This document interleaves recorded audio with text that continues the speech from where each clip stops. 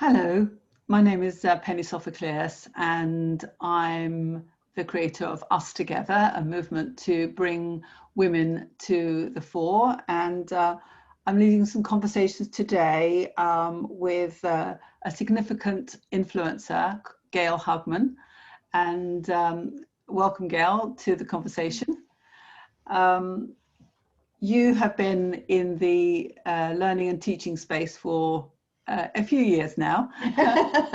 And Gail is a teaching specialist and consultant for parents, as well as the creator of bespoke lessons for children. And I'd like to ask you to perhaps give us some more information about yourself and your background, so that we have some context to understand who you are and the kind of expertise that you're bringing to the table. Okay, thank you, Penny. I came out of teaching in schools after 30 years of working primarily around London, but with some experience abroad. Mainly because I wanted to be able to do more for the children. And what I saw in 30 years, I had one of those light bulb moments where I stood back watching a class of children come in for year 6, and they were pushing and shoving, and I'm going to sit here and I'm going to do this, and I was about to raise my voice to stop them, and I thought, oh, I'll wait. And I waited until the whole room had gone quiet. It took about 15 minutes, and I said to them, I'm amazed you did that. This is the first day of your final year as the senior pupils in this school. Not one of you said good morning. Not one of you asked if it was okay to sit where you chose. And I reflected on, what do children develop in themselves as they go through school? Why do I often see so many children looking as though education is being done to them and not engaging? And I would sometimes say to the children, I feel as though I'm more worried about your future than you are. And I felt something needed to change. And so I came out of teaching in schools, and I started to develop my own unique one-to-one style with the children, working out what is it this child needs to hear so that they are fully engaged, empowered to put some direction themselves into their education. And out of that grew my book that I published 3 years ago, which provides the insights for parents on where children can go off track and switch off. I mean, a lot of my clients are investing in their children's education, investing significant amounts of money, and they're not getting a return on that because the children are switched off, or the children are bored, or the children can't see the point. And so my job has been to engage those young lives so that they reach potential and just go yes to the world. Sounds great. Sounds fantastic. What's interesting is that you prefer to be called a teaching specialist for parents.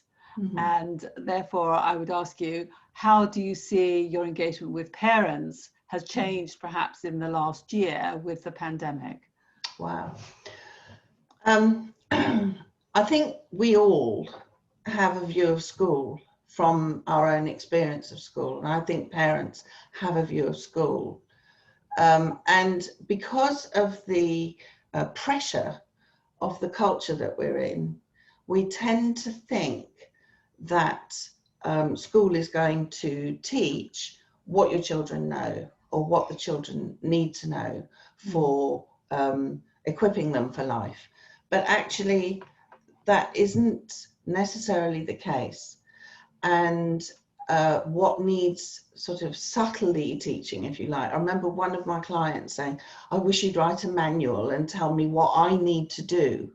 Because parents, every parent I've ever met in 46 years of teaching has been trying their absolute best to get it right for their children. Mm-hmm.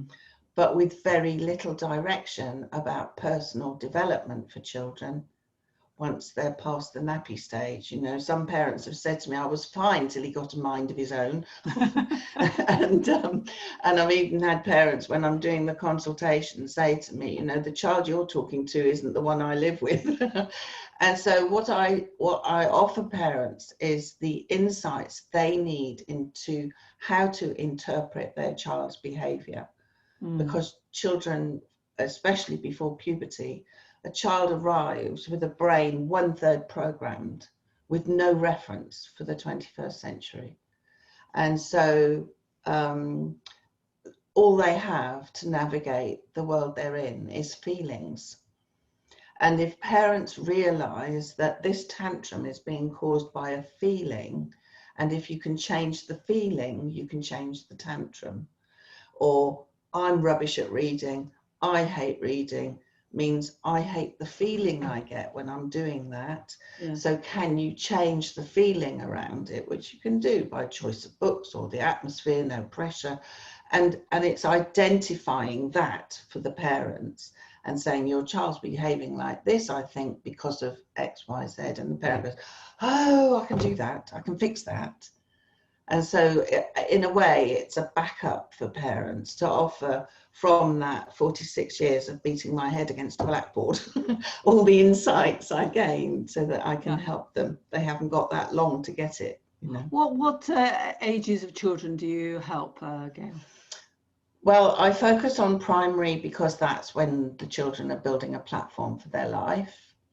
But some of my clients are still with me, with the children doing GCSEs.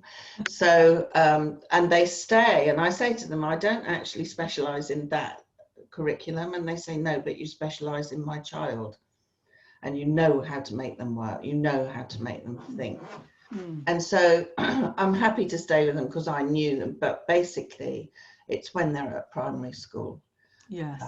I think that's a critical period of life, and many children often look as though they feel they have to wait to grow up before they do anything, because they haven't been told that this is their foundation building stage.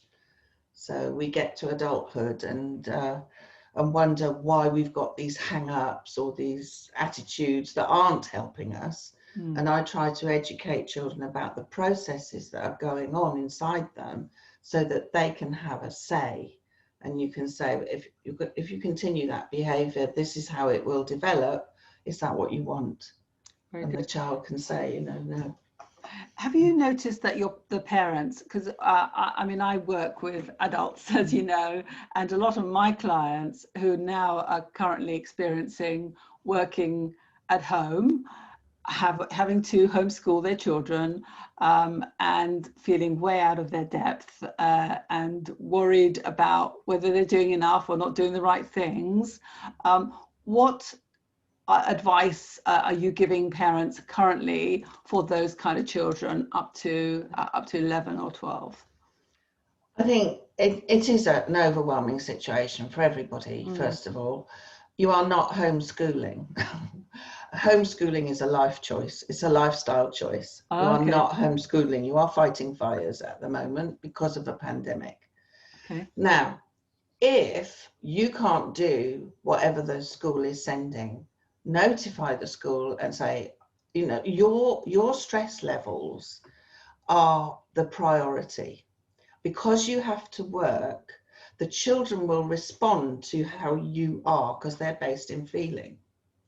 And so I can tell you, if your child is weak in listening skills, if they are weak in comprehension, if they are weak in concentration skills, if you can find some time in the week to work on those skills, they will go back to school better equipped when they get there.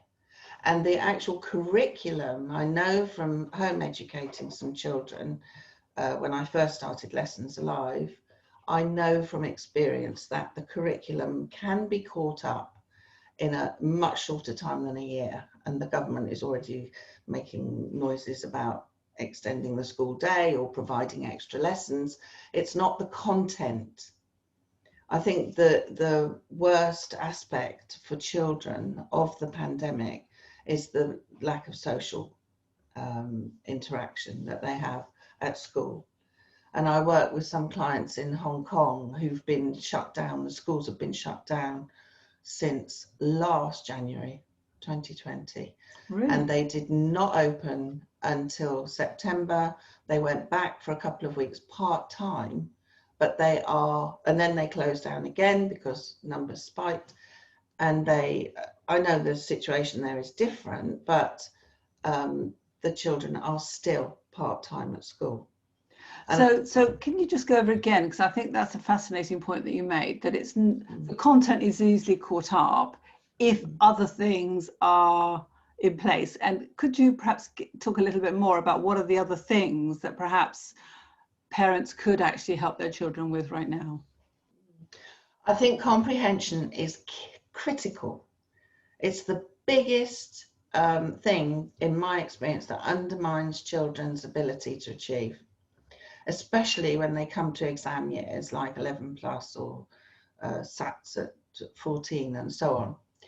It's because as soon as a child can say all the words, nobody listens to them read. And they tell me, my child's a great reader, races through the books. And I'm going, whoa, I listen to this child racing through the books. I go, whoa, whoa, whoa, slow down. Your brain cannot possibly process that at the speed you're reading. And what they're doing is just reading. So it's like sort of half watching a movie and you kind of know what's going on and you can tell the story. But if, I said to you, well, what did so-and-so say to so-and-so when they went in the locked room? And you go, oh, I didn't watch that bit. And this is what undermines children's achievement, is poor comprehension. And it's because of technology, because nobody listens to them. If you can listen to your children read just a paragraph and take that paragraph apart. I mean, even at 11 plus, I've had children say to me, what's a thrush? And I said, don't you know all the birds? No, what's a thrush? And I'll show them on my phone, well, that's a thrush, but I'd rather you go out, ask your mum or dad, take you out and see if you can spot one. Or they don't know the trees, or they don't know, and it's to build that reference in them. I've had this splurge recently saying, get them to smell all the herbs in the cupboard. And it's giving them that experience, because we make huge assumptions, racing through life about what the children need. They're new to the planet. It's fantastic. Let them explore, let them go in the garden, let them feel rain on their face, let them feel snow on their face, let them jump in puddles. They need that so that you can help them expand their vocabulary, which will help their creative writing, which will also help their comprehension. Right. So it's not a question of all books, it's life. Give them experience and life. And that I'm sure you can do, and teach them how to get through a difficult situation, which is what this is. This is, so yeah. Do you recommend that the parents perhaps actually take their children out into the fresh air every day and do something definitely practical, definitely visceral, really? It's like children need that experience, don't they? Oops. Yes. It's good for the parents as well. Yeah, sure, exactly. And it's good if you're under pressure with work, because you're working in an environment that may not be ideal, and you've got the children as well. Try and see the positives in it, because I'm telling my clients, you send your child off at 8 o'clock in the morning, they come back at 4 o'clock and you think they've been learning all day. And no, they haven't. They haven't. I actually put a post on my Facebook page, which I shared from somebody else, a teacher who had gone through, nitpicked her way. I thought it was great. Nitpicked her way through the school day, showing parents exactly how much learning time there is. And it's one of my hot topics, because it looks as though they're learning all the time, but they're not. They're not. And I think it's very hard, parents are trying to do everything, and the children aren't going to benefit if you're really stressed. They're going to be more concerned about your stress Yeah. I mean, So, what is your counsel for parents, you know, because we've got at least another month, I think, of being at home, maybe more. So what's your counsel to parents? How much learning or attention do the children need? And is it different if they're 5 to 7 to 9 to 12? I think the more practical things you can do, the better. So cooking, tidying up, because you're teaching organisation skills, but you need to include, when you're doing something like tidying up, talk to them at the same time about what you're now learning, we call organisation. And when we do that, we put things in certain orders, and that's good for your brain. And even all the way up to 11, they need these skills to be able to sort information, to categorize things in their brain. So all the skills that you need to live together in a family, you need for life and you need for learning. So I would say, relax. Your work is the priority. You're caring for your family and your home.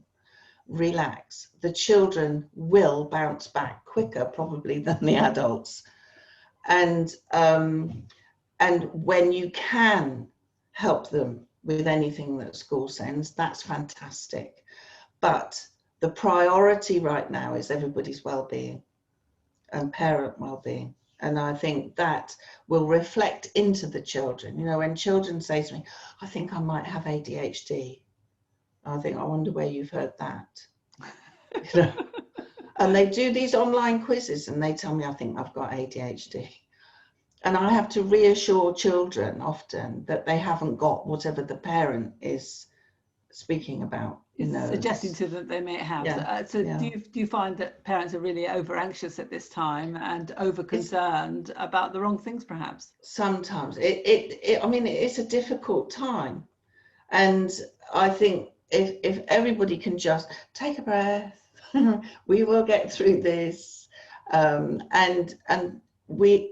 think the shock, you know, major shock takes 3 years to recover, for the whole system to reset and recover. And this pandemic has been a shock. I remember at the beginning of it saying to my husband, when they shut down Wuhan, how do you shut down a city? Well, now I've experienced them shutting down a planet. Oh, right. So all of this is new to every single person alive, and we are all learning to deal with it. So lead the children as best you can by understanding that they are feeling from you that leadership. I remember a mum very, very distressed about her son who was having a reaction to a situation that had happened, and she was in tears herself and said to me, I feel awful for doing this. I put in it, you know, I caused it. And I said, no, you didn't cause it. The situation caused it. I said, your job is not to feel bad about it. Your job is to lead him through it. And when she shifted that thinking, it helped her kind of go, right, I can do that. I can lead him through. You have to show them how to respond. So, I mean, I don't know, you know, if you can help your children build resilience, build stamina. This is a very challenging environment we're living in. The issues that we had before the pandemic are still there. Global warming, you know, the fight for resources, all these shifts. These children, I mean, fronted adverbials, okay, they have their place, but resilience, ability to think on your feet, confidence, self-esteem, good self-esteem are all much more important, and equipping the children for the world. So keep a long view. What is the education for? It is to equip children to be the best they can be in life, and don't bring it down to tick boxes, you know. Excellent. Gail, that's brilliant advice for all our viewers. Thank you very, very much for that counsel and advice. And we'll put details of how people can contact you if they're interested to know more below the video. So thank you very, very much. if there's any parting thoughts of wisdom that you'd like to give extra to what you've given, which has been very rich, by the way. Thank you very much. No, just love them to bits, because they're bright little sparks and this is their world. So just love them to bits, because they are absolutely delightful when they're loved to bits. Yeah, fantastic. Excellent. Thank you so much. Thank you. Bye-bye for now. Bye.